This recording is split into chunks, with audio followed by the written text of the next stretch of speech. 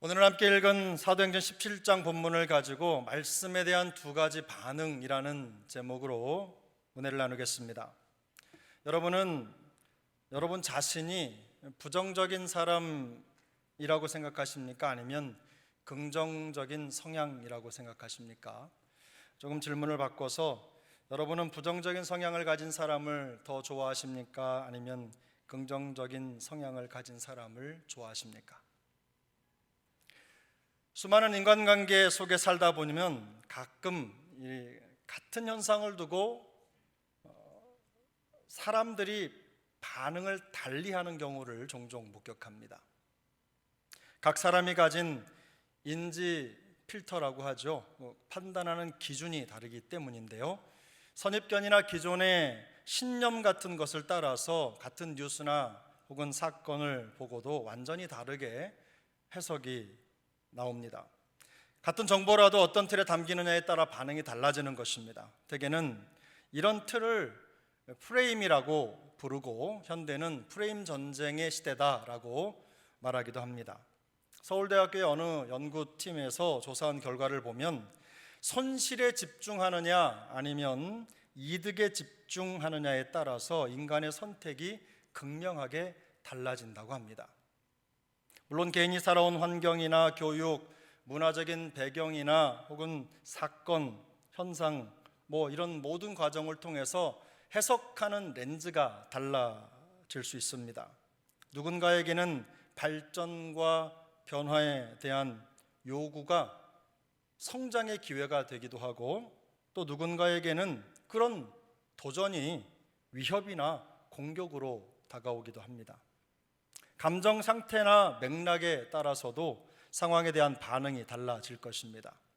늘 우리는 사실을 보고 있다고 생각하지만 개개인이 가진 시각차에 따라서 그 사실이 얼마든지 왜곡되어 전달될 수 있는 것입니다. 오늘 우리가 읽은 성경 본문에도 같은 것에 대해 다르게 해석하고 반응하는 사람들의 이야기가 등장합니다. 감옥에서 드린 기도와 하나님께 드린 찬송의 위력을 경험한 바울과 실라는 잠시 루디아의 집을 방문해서 함께 기도하고 예배하는 형제들을 위로했습니다. 그리고는 다시 선교 여행을 이어갔습니다. 성경은 그들이 암비볼리와 아볼로니아로 다녀가 데살로니가에 이르렀다라고 설명을 합니다.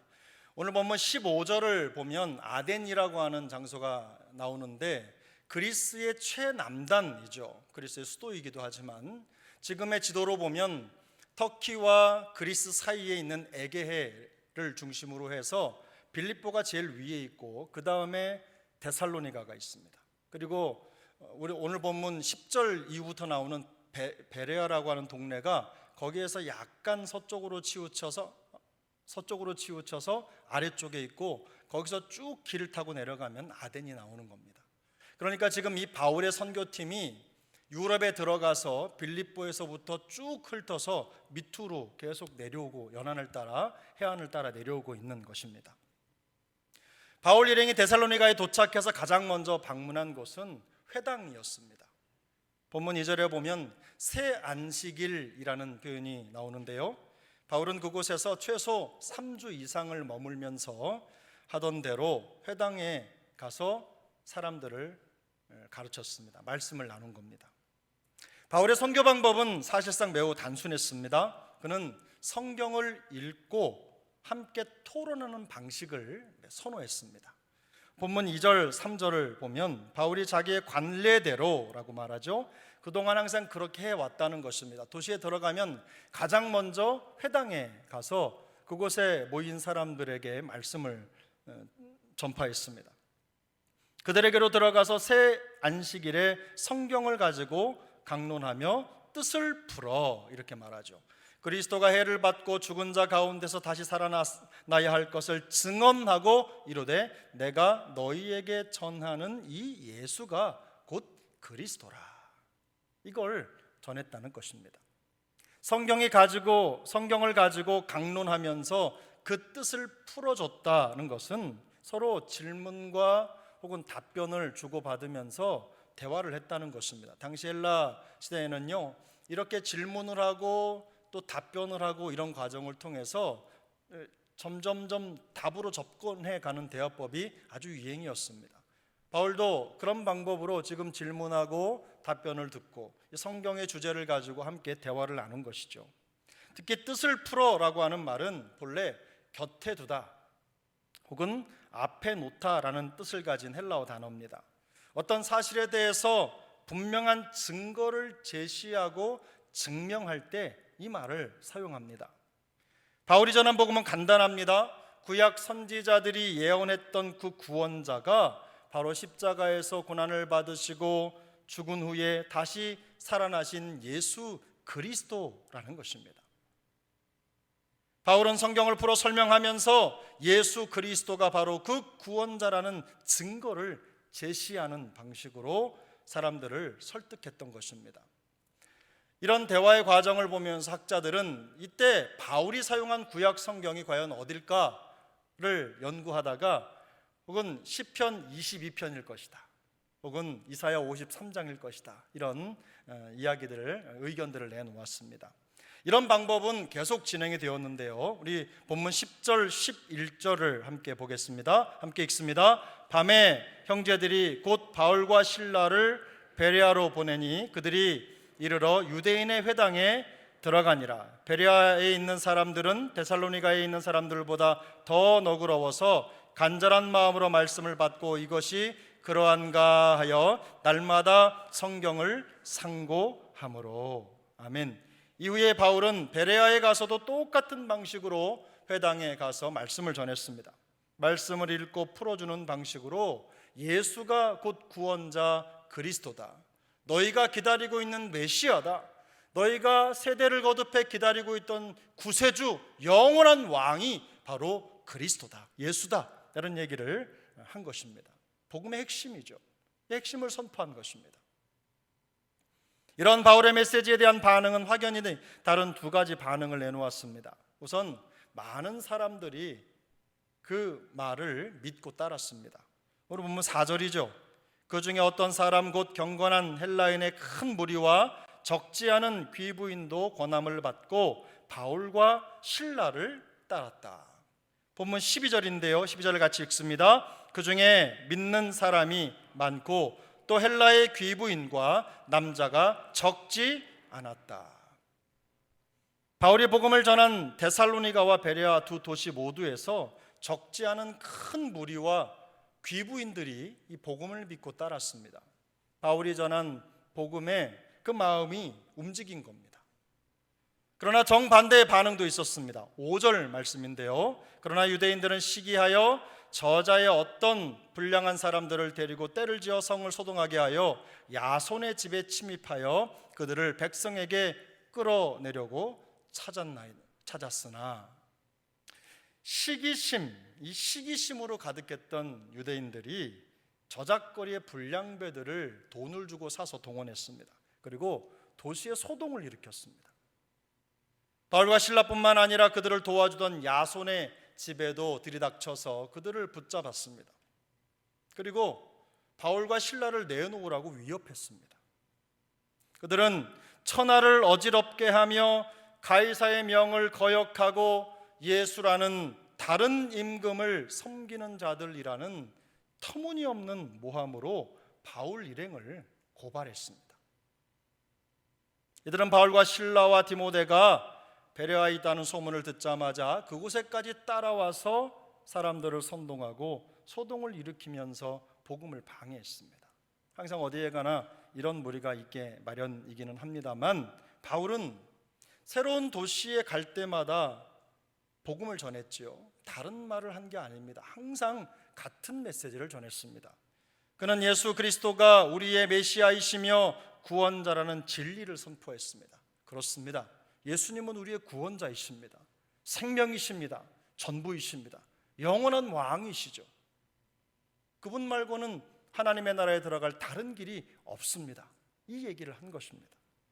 그때는 우리가 가진 신약 성경이 없었기 때문에 당시에는 유일하게 성경이라고 하면 구약 성경을 말하는 것입니다.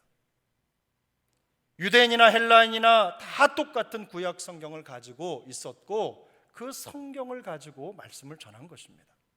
같은 성경을 가지고 일관되게 메시지를 전하고 가르쳤습니다. 하지만 그 설교를 듣는 사람들의 반응은 너무도 극명하게 대조를 이루었습니다. 이들 모두 하나님의 말씀을 최고의 권위에 두고 있는 사람들이었지만 선포된 말씀에는 서로 다른 반응을 보인 것입니다. 이처럼 성경을 풀어 설명하는 바울의 설교에 나타나는 이 두 가지 대조되는 반응이 오늘날 우리에게 주는 깨달음이 있습니다. 말씀을 들을 때 어떤 마음과 태도를 가지고 들어야 하는지를 가르쳐 주는 것입니다. 본문이 주는 첫 번째 가르침은 이것입니다. 복잡한 감정을 내려놓고 말씀이 인도하는 진리에 귀를 기울여야 한다는 것입니다. 복잡한 감정을 내려놓고 말씀이 인도하는 진리에 귀를 기울여라. 우리 본문 5절인데요. 5절을 함께 읽겠습니다. 그러나 유대인들은 시기하여 저자의 어떤 불량한 사람들을 데리고 때를 지어 성을 소동하게 하여 야손의 집에 침입하여 그들을 백성에게 끌어내려고 찾았으나 유대인들은 바울을 시기했습니다. 물이나 국 같은 것이 끓을 때 부글부글 끓는다고 말을 하죠. 여기에 사용된 시기하여라는 말이 성경 헬라어에서는요, 뭔가 부글부글 끓고 있는 모양을 나타내는 그 소리를 나타내는 의성어입니다. 그러니까 유대인들이 바울을 시기해서 마음이 부글부글 끓어오른 겁니다. 다시 말해 끓는 감정이 그들을 지배하고 행동의 동기가 된 것입니다. 본래 감정이 틀어지면 아무것도 들리지 않는 법입니다. 시기, 분노, 두려움, 걱정, 염려 이런 것들은 우리의 마음과 감정 상태를 표현하는 단어들입니다. 이런 감정들은 우리를 들었다 놨다 하는 큰 능력을 가지고 있지요.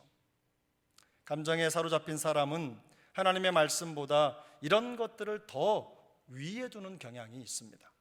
자기 감정이 말씀의 권위보다 더 높은 자리를 차지하고 있는 것입니다. 감정을 왕으로 섬기는 거죠. 바울을 시기하는 유대인들의 거부 반응은 진리에 대한 논리적인 반박이 아닙니다. 그들은 감정적으로 동요했습니다.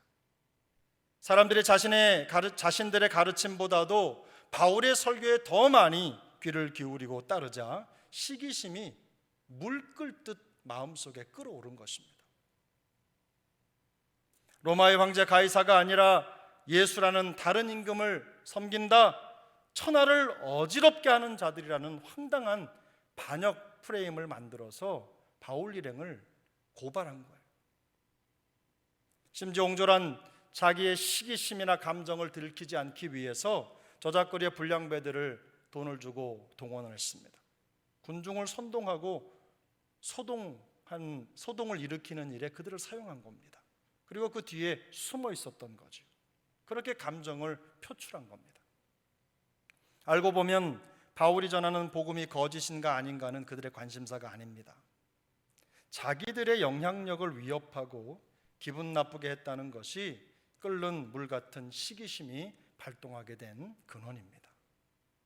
이렇게 감정이 앞서다 보니 똑같은 성경을 읽고 말씀을 읽으면서도 진리를 분별하지 못하는 것입니다. 요즘식으로 말하면 기분이 상하면 말씀도 없고 신앙도 없이 그저 자기 감정이 왕이 되는 것이죠. 감정이 왕이 되면 말씀을 들을 수 없는 상태가 되고 그렇게 되면 죄에 대하여 무방비 상태가 되고 마는 것입니다. 혹시 말씀을 들을 때 거부감이나 혹은 다른 감정이 생긴다면 그것이 진리의 문제인지 아니면 내 감정의 문제인지를 정직하게 대면해야 하는 것입니다. 감정을 가라앉히고 말씀이 보여주는 진리와 가르침을 차분히 듣고 따라야 하는 것입니다. 결국 감정을 내려놓는다는 것은요, 내 마음의 주인 자리를 하나님의 말씀에게 내놓는 통큰 결정이기 때문입니다. 주님께서 우리 모두에게 감정에 치우치지 않고 하나님의 말씀에 권위를 내어놓는 그런 통큰 은혜를 베풀어 주시기를 축복합니다. 말씀을 들을 때 어떤 마음의 태도를 가져야 하는가? 그 두 번째 가르침은 이것입니다. 겸손하게 말씀을 받고 깊이 있는 말씀 탐구자가 되어야 한다는 것입니다. 겸손하게 말씀을 받고 말씀 탐구자가 되어야 한다. 오늘 본문 11절인데요. 우리 11절을 함께 읽겠습니다. 베레아에 있는 사람들은 데살로니가에 있는 사람들보다 더 너그러워서 간절한 마음으로 말씀을 받고 이것이 그러한가 하여 날마다 성경을 상고함으로. 성경은 베레아 사람들이 데살로니가 사람들보다 더 너그러웠다고 설명을 합니다. 데살로니가 사람들이 들으면 속상할 일이겠지만 이 베레아 사람들이 더 신사적이었다는 것이죠. 말씀드린 대로 이 너그럽다라는 표현은 신사적이다 혹은 고상하다라는 말로도 번역을 할 수가 있습니다. 번잡한 도시에 사는 데살로니가 사람들보다 삶이 덜 분주했을 수도 있고 그런 상황이다 보니까 그런 환경 속에서 베레아 사람들이 조금 더 부드럽고 고상한 성품을 가지고 있었던 것 같습니다. 아니면 이분들이 데살로니가의 사람들보다 더 신분이 높은 사람들이었을 가능성도 있습니다. 더 중요한 것은 그들이 간절한 마음으로 말씀을 받았다는 것입니다. 간절한 마음으로 말씀을 받았다. 이 간절한 마음으로 말씀을 받았다는 것은 그들이 하나님을 알고자 하는 열린 마음으로 말씀을 받을 준비가 되었다라는 뜻입니다. 이 받다라는 말이 마음이 열리고 준비되었다 이런 뜻이거든요. 그런 의미가 담긴 단어거든요. 그러니까 이들이 말씀을 간절한 마음으로 말씀을 받았다는 것은 하나님의 말씀을 알고자 하는 열린 마음으로 항상 그 말씀을 받을 준비를 하고 있었다 이런 뜻입니다. 그리고 그 받은 말씀을 중심으로 해서 날마다 성경을 상고했습니다. 마치 날아오는 공을 잡으려고 하늘을 뚫어져라 바라보는 사람처럼 귀를 쫑긋 세우고 말씀을 들었습니다. 특히 그들은 날마다 성경을 상고했는데 이것은 들은 말씀을 이 성경으로 검증했다는 말입니다. 내가 들은 말씀을 성경 말씀으로 확인했다는 뜻이죠. 말씀을 들은 것으로 끝나지 않았습니다. 집에 가서 설교의 배경이 되는 말씀을 읽고 또 읽고 묵상을 하면서 그 진리의 가르침을 마음에 새겼다는 뜻입니다. 설교를 들을 때 맹목적으로 듣고 아멘만 한 것이 아닙니다. 갈급한 심령으로 말씀을 받되 말씀이 진짜 그러한지 성경으로 검증하고 확인하는 이성적인 작업을 거친 거예요. 며칠에 한 번이 아닙니다. 날마다 그렇게 했습니다. 매일 지속적이고 꾸준하게 자기의 감정과 생각이 들은 말씀에 설득될 때까지, 말씀에 내 감정이 녹아질 때까지, 내 생각이 꺾일 때까지 성경을 읽고 묵상하기를 계속한 것입니다. 이 과정에서 적지 않은 많은 사람들이 복음을 믿고 바울을 따르게 되었습니다. 이성적으로 하나님의 말씀에 설득된 것입니다. 어쩌면 난생 처음 보는 나그네와 같은 사도 바울의 익숙하지 않은 설교였을 것입니다. 학자들은 이야기합니다. 바울이 이곳에 머물러 있는 시간이 얼마쯤 됐을까? 그렇게 길지 않았다는 거죠. 데살로니가에서도 새 안식일이었으니까 길어봐야 한 달입니다. 결코 길지 않은 시간 머물렀지만 그곳에 이 바울에 대한 선입견과 편견을 다 내려놓고 그가 전하는 메시지를 간절한 마음으로 귀 기울여 듣고 받아들였습니다. 그 말씀의 권위 앞에 자신을 내려놓는 것입니다. 선동에 동요되거나 주관적인 감정을 앞세우기보다는 말씀의 객관적인 진리를 하나님의 말씀 그 자체로 받아들인 것입니다. 결과는 놀라웠습니다. 그 중에 믿는 사람이 많았고 덕분에 그곳에 제법 큰 교회가 새롭게 세워지게 되었습니다. 어려움은 있었지만 결국은 복음의 은혜가 승리를 거둔 것입니다. 사실 사도 바울의 선교 현장에서 일어난 이 두 가지 대조적인 반응은 지금 우리의 내면에서 일어나고 있는 것과 다르지 않습니다. 우리가 말씀을 들을 때 불편함을 느끼기도 하죠. 그런데 그 불편함을 느끼는 이유가 선포되는 말씀이 틀려서가 아닙니다. 여러 가지 이유로 감정이 불편한 상태에 머물러 있거나 아니면 말씀에 대한 간절함이 사라진 신앙생활이 너무 오래 되었는데 그것을 고치지 않고 방치했기 때문입니다. 이런 상태가 오래 지속되면 마음속의 권위 구조가 바뀝니다. 권위 구조가 변화되는 거죠. 자기 감정이나 자기 소견이 하나님의 말씀보다 더 높은 권위를 가지고 우리 삶을, 자기의 삶을 통제하게 됩니다. 예배를 드리고 말씀을 들어도 마음속에는 내 감정과 내 생각의 소리들로 가득 채워지게 되는 것입니다. 제가 어떤 문헌을 찾아보니까 에코 챔버라는 말이 있습니다. 에코 챔버. 에코라는 말이 울림이고 챔버라는 말이 방이니까 울림의 방 정도가 되겠죠. 우리가 메아리를 아 하면 멀리 갔다가 나한테 아라고 들리는 말하고 똑같은 그런 현상이 있는 방이라는, 공간이라는 뜻입니다. 자기 의견이나 생각만 메아리치는 닫힌 공간을 말할 때 에코 챔버라는 말을 사용합니다. 비슷한 생각을 가진 사람들끼리만 서로 긴밀하게 연결이 됩니다. 그리고 그 안에서 도는 정보만 반복해서 듣게 되는 거죠. 그러다 보니 다른 관점이나 반대 근거는 거의 접하지 못하고 결국 자신의 생각과 감정만 더 강해지는 부작용이 생기게 됩니다. 이런 현상을 표현할 때 에코 챔버에 갇혔다 이렇게 말합니다. 극단적인 정치인이나 이단 같은 집단에서 이런 구조가 뚜렷하게 발견되는 것이죠. 문제는 교회 안에도 이런 현상이 언제든 일어날 수 있다는 것입니다. 하나님의 말씀에 대한 간절함이 사라지고 자기 감정이나 자기 소견이 주인 행세를 하고 있다면 얼마든지 그럴 수 있습니다. 그러나 이런 상태에 빠지게 되면 결코 건강한 신앙생활을 할 수가 없습니다.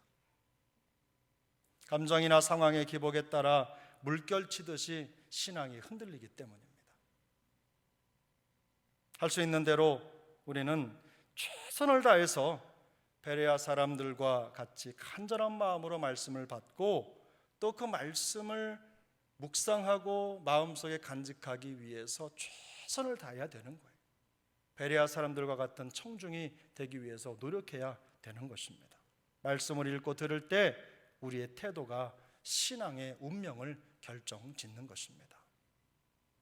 간절한 마음으로 말씀을 받고 날마다 성경을 읽고 상고하는 겸손한 말씀 탐구자가 되려는 열망이 우리 안에 있을 때 성령의 새롭게 하시는 은혜를 경험하게 될 것입니다. 제가 설교를 준비하다가 어떤 책을 읽는데 이 저를 주해한 어떤 성경학자가 그런 얘기를 하더라고요. 성도에게 있어서 말씀의 간절함은 그 사람의 모든 것을 바꿔놓는다. 그 사람의 능력이 된다. 신앙생활을 윤택하게 만들 뿐만 아니라 많은 사람들에게 긍정적인 영향을 미친다는 거예요. 이 말씀에 대한 간절함이 우리를 본성부터 바꿔놓는다는 것입니다. 그런 놀라운 역사를 경험하게 되기를 바랍니다. 감정에 치우치고 복잡한 생각들이 파도처럼 밀려올 수도 있습니다만 그럴수록 하나님의 말씀을 더 간절하게 묵상하고 듣기 위해서 노력하셔야 합니다. 듣고 싶은 것만 듣고 자기 생각을 확고히 지키려는 태도를 내려놓으시고 말씀하시는 하나님의 음성에 귀를 기울이셔야 합니다. 우리 안에서 먼저 말씀이 주인이 되시고 진정한 은혜의 승리가 경험되도록 우리 자신을 말씀 앞에 내려놓는 것이 무엇보다도 중요한 것입니다. 개인적으로든 교회적으로든 신앙생활의 여정이 항상 꽃길만 있는 것은 아닙니다. 하지만 우리 안에 역사하시는 성령을 따라서 힘을 다하여 수고한다면 결국은 우리 안에서 먼저 은혜의 승리를 경험하게 될 것입니다. 우리 안에 그 은혜의 승리가 나타나면 가정 안에 그리고 공동체 안에도 그 승리의 여파가 미치는 것입니다. 말씀 앞에서 고상한 태도를 지녔던 베레아 사람들처럼 되는 거 말처럼 쉬운 것은 아닙니다. 어렵습니다.